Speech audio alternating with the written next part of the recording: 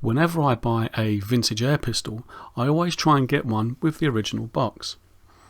I think they've got really good designs and there's an interesting variety to these old pistol boxes, and I'm going to show you a few of my favourite boxed examples. One that everybody knows is the Webley pistol boxes. Their entire pistol range came in these really nice cardboard boxes. They're very well made, they're very strong cardboard, and they store the pistols well. This one has got some textured paper that looks a little bit like alligator skin, which is quite nice. And I think the senior one has got some glossy black covering on the cardboard. They also advertise the pistols really well. So you can imagine that propped up in a shop window or on a shelf is a very good advert for the pistol inside. And on a similar theme, another box that has got a picture of the pistol on the outside is the Slavia APP661. Just a nice simple box with a cut-out tray, but does a very nice job of storing and displaying the pistol. I quite like that. A really nice simple graphic design was used for the F.B Record range of pistols. So the little LP2 has got a simple cardboard box. It's an inexpensive pistol. And I really like this style of simple graphics. So you've got really nice lettering and a one colour background. I think it works really well. They use this same design for their full range of pistols. So after the LP2 there was the Model 68.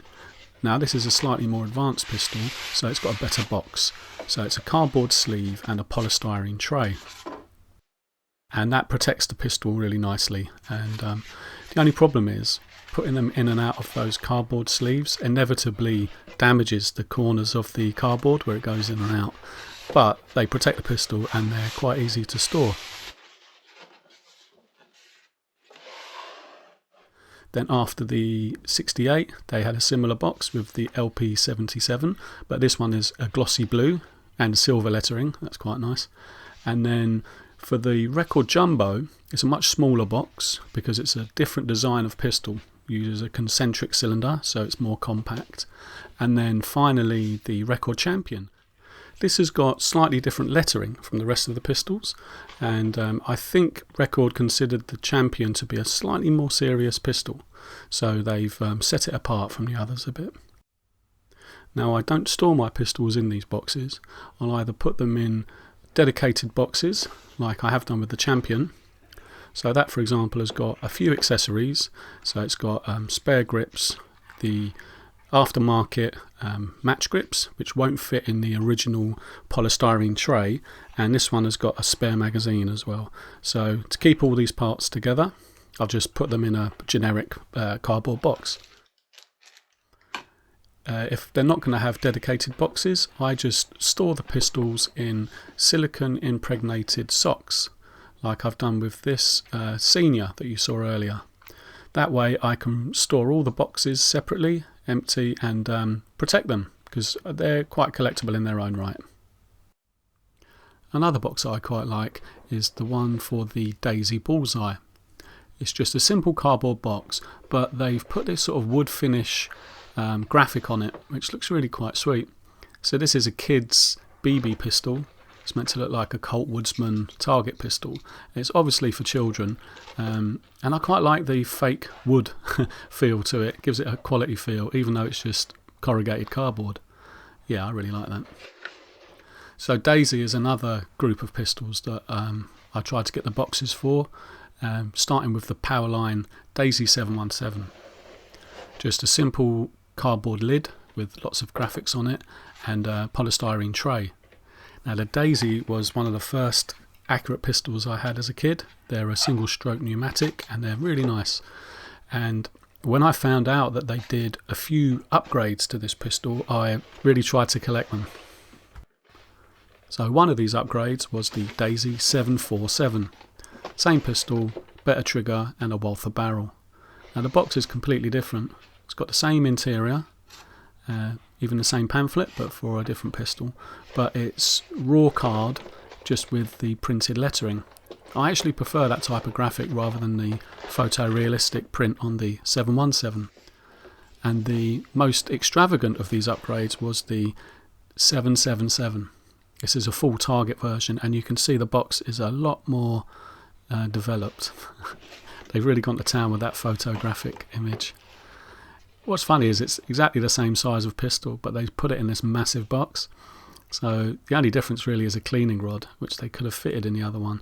But this is a much better pistol. It's quite different really. It's got a very good match trigger, match sights, Walther barrel, ergonomic grip, and it was a lot more expensive. So I think kind of to justify the extra expenditure, they put it in this very big flashy box. But I was very happy to get that set. Some of these are quite hard to find. A very classic air pistol box is the Crosman 600. Very simple cardboard box, but it works really well. It's got great graphics and it's well designed. And yeah, it's from the 1960s, but it looks like something from the 50s. It's just got a very simple cardboard cutout tray, and so it's inexpensive to manufacture, but those graphics and the layout really work well. It's got nice pamphlets, and yeah, that's a really nice box to have.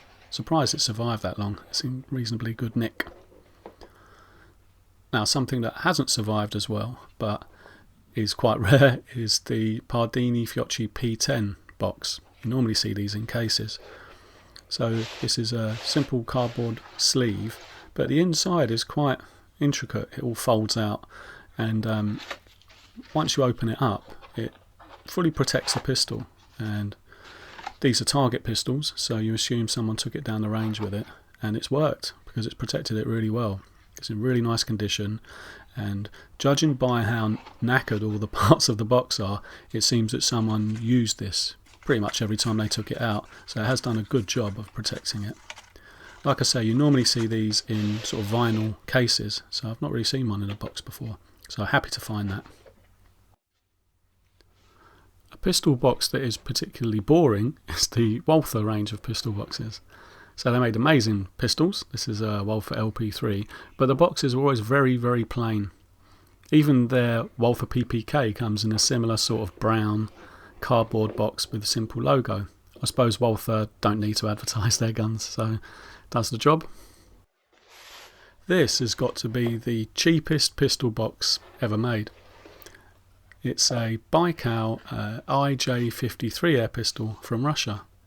Yeah, it's a good pistol, pretty well made, but the box is just a selection of corrugated cardboard and brown paper.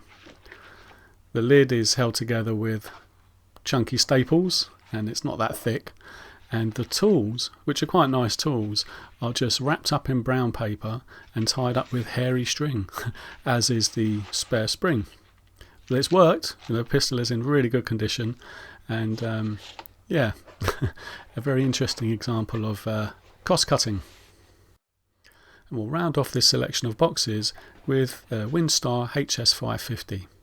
It's just a simple cardboard box and a polystyrene tray. Now, you wouldn't know it to look at it, but this is probably one of the rarest pistol boxes I'm ever going to have. Mainly by definition, because it's an extremely rare pistol.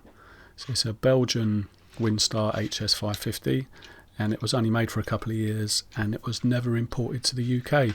So to find one is pretty good, and to have it with the original box is really nice. We'll finish off by looking at a few cases. This is a Umerex Smith & Wesson 5.86 CO2 pistol, and it's got some cutouts for a few rare accessories like a silencer and also a bespoke 2.2 barrel and magazine. So Umerex have the license from Smith & Wesson, so they can put the logo on. They don't make these anymore, so this is a modern collectible. I don't have any of the really nice Webley cases, but this is a good poor man's alternative. It's a plastic case, and you fit the polystyrene insert from the Webley Tempest cardboard box in it. Yeah, it's quite nice, that. It's an interesting little Webley collectible.